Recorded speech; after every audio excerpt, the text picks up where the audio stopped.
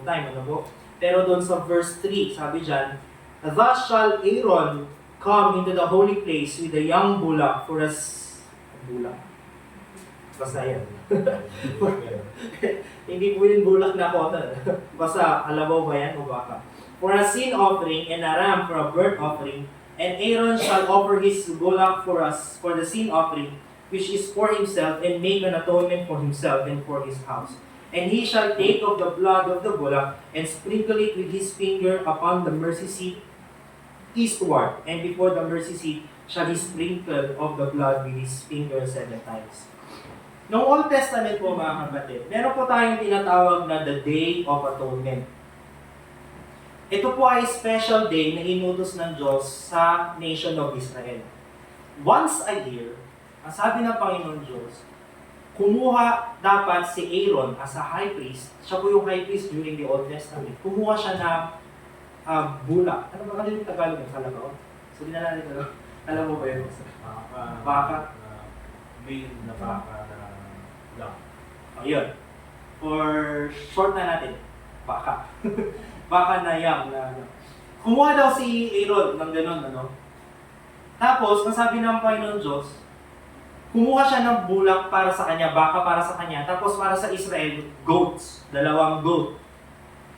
Doon sa Leviticus chapter 16, mababasa niyo po ito mga kapatid, i-shortcut na lang natin, no, summary. Ngayon, nasabi ni God kay Moses, iutos mo na yun, papatayin nila yung bulak. Pag pinatay nila yun, yung dugo niya, kukunin ni Aaron. Kukunin ni Aaron, dadalhin niya doon sa mercy seat, yung sinutukoy doon sa Hebrews chapter 9. Yung Ark of the Covenant doon sa Holy of Holies. Pag kinuha niya yun, nasabi, meron pang ibang gagawin ng si Aaron, pero i-shortcut na natin. Sabi ni God, yung blood na yun, meron siyang blood nung baka at blood nung goat. Yung blood nung baka na yon para sa kanya, atonement para sa sarili niya, kay Aaron. Yung blood naman ng goat para sa atonement doon sa kasalanan ng Israel. So yung blood, yung 2 blood na yun, sabi ni God, i-sprinkle niya yun doon sa mercy seat, doon sa Ark of the Covenant 7 times. Ano po? Yun po ay representation ni Jesus Christ. Sa New Testament, ni-reveal sa atin na yung great high priest natin ay si Lord Jesus Christ. Bakit siya tinawag na great high priest? Kasi po, sabi doon sa Hebrews chapter 9, yung binasa natin kanina, no? Na meron sa heaven, yung totoong tabernacle, yung totoong mercy seat, in-offer niya yung sarili niya. Diba? Kaya nga kailangan niya mamatay sa krus para yung dugo niya dumanak. Pag dumanak yung dugo niya, dadalhin niya daw yung dugo ng Panginoon Kristo. Siya mismo yung magdadala doon sa heavenly mercy seat. I-offer niya yun kay God. Yun yung atonement natin. Yun na yung reparation natin. Yun na yung kabayaran ng kasalanan natin, mga kapatid. Nagigets ba natin? Doon sa Old Testament, every year nila gagawin yun. Para matakpan yung kasalanan nila for that year. Pero nung ginawa ni Panginoon Jesucristo, nung nag-offer na siya ng kanyang sariling dugo doon sa langit, doon sa mercy seat at sa langit, sa throne ng Panginoon Diyos, yun na, once and for all na yun. Once na yun. Lahat ng kasalanan ng tao, mapapatawad ng Panginoon Diyos. Doon sa Old Testament, covering. Dito sa New Testament, washing away. Kasi nga, dugo na ng Panginoon sa Kristo yun. Kung mapasahin niyo po yung Hebrews chapter 9, ang sabi ng Biblia, it is impossible for the blood of the animals to wash away sins. Ano po? Kaya nga, every year nila ginagawa yun kino-cover lang, di ba? Kumbaga parang nandyan yung dumi, tatakal lang, di ba? Pero yung dugo ng Panginoon sa Kristo, nawala na yun. Nilinis na. Nagigets mo ba natin? Kaya nga po ang paraan ng ating kaligtasan ay sa pamamagitan lang ng pananampalataya. It's not by our own works.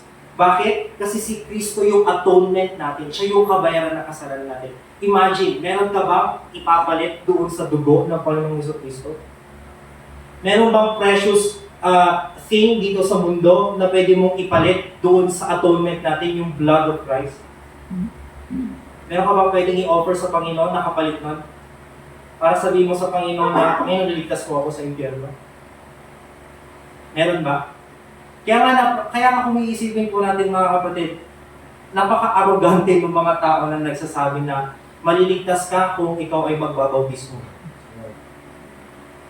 Kasi nga, Jesus Christ is our atonement. Napaka-arrogante rin na sabihin na sumali ka sa iglesia namin, maliligtas ka. Hindi po. Why?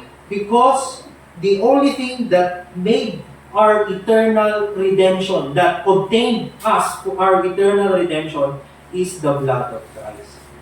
Nagigets ba natin mga kapatid? So,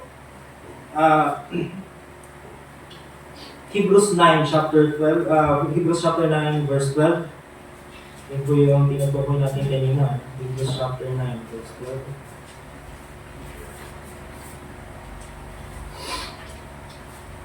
Sabi dyan, neither by the blood of goats and calves, but by His own blood He entered in once, isang beses, into the holy place, having obtained eternal redemption for us.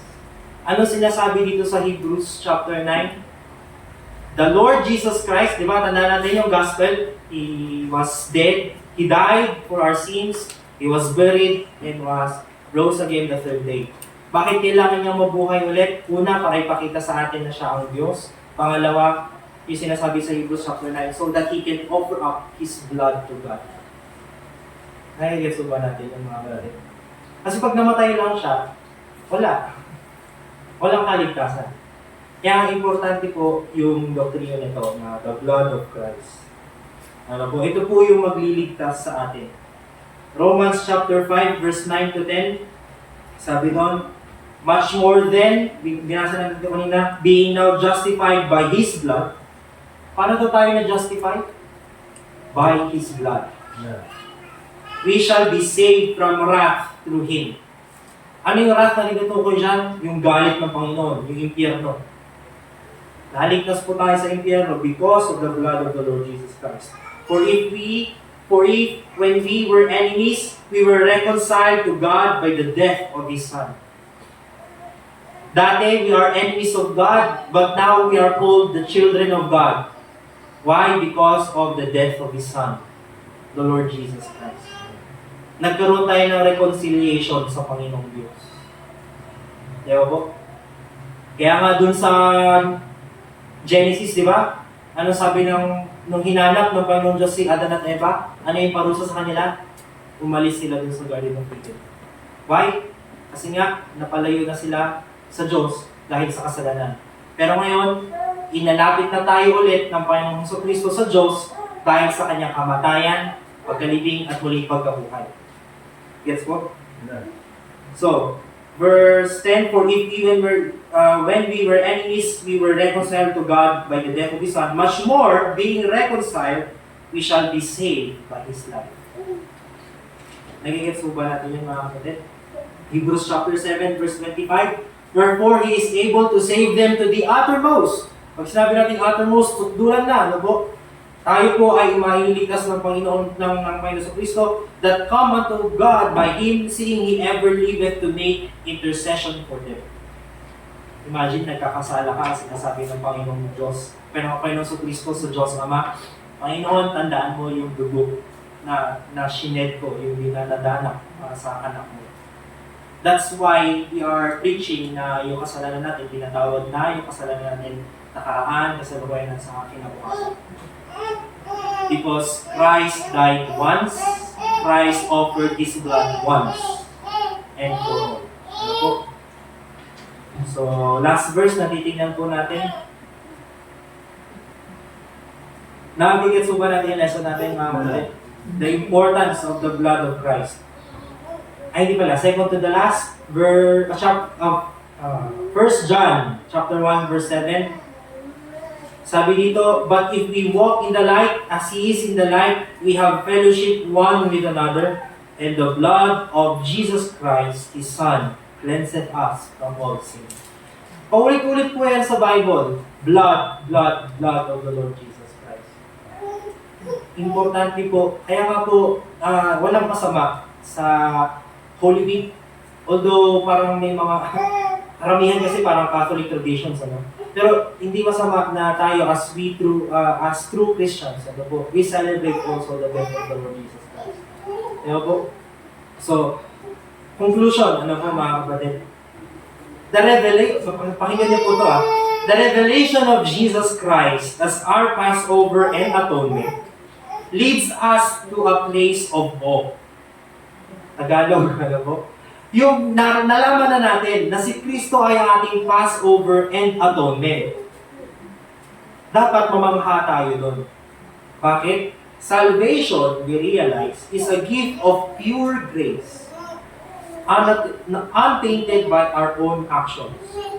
Ano po? It is the unfathomable sacrifice, the suffering and blood of God's Son that grants us this undeserved redemption.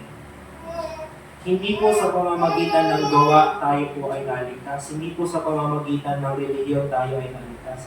Hindi po sa pamamagitan ng mga sakramento na ating ginagawa, kundi doon sa ginawa ng Panginoon Diyos, ng ating Panginoon sa Kristo.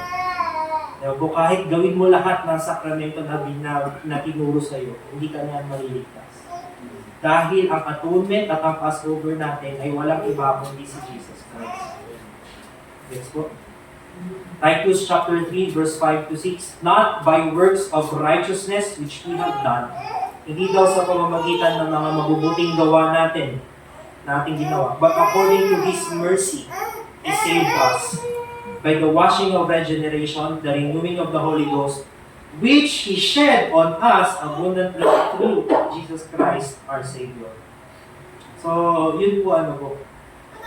Kalimutan nyo na lahat. Huwag nyo lang kakalimutan na ang salvation is by grace through faith. Why? Because Jesus Christ is our Passover and atonement. Because of His blood. Gets ba natin? So, let's stand up po and let's pray. Panginoon Diyos, dakila sa lahat, maraming salamat po, Panginoon, sa natutunan namin, Panginoon Diyos. Huwag niyo pong pahintulutan na kami po ay makakalimutan po namin yung mga magaganda at saka nakakamanghang doktrina mula sa iyong Biblia, Panginoon. Nang sa gayon, Panginoon, we hold dear in our hearts na yung sacrifice ng ating Panginoon sa Kristo na siya nagligtas sa amin mula sa impyerno, Panginoon. Now po, may bahagi rin po namin itong magandang balita sa iba. Nasa gayon, ang iba rin po ay maligtas sa galit ng aming Diyos, Panginoon. At Panginoon, pagpaparin niyo po kami sa aming kasalanan na pagdalangin sa ilang pala ng Jesus. Thank you kay Brother RJ, ang ating high priest. Okay, dismiss na tayo mga kapatid. Meron tayong 10 minutes break and then tuloy po natin yung service natin.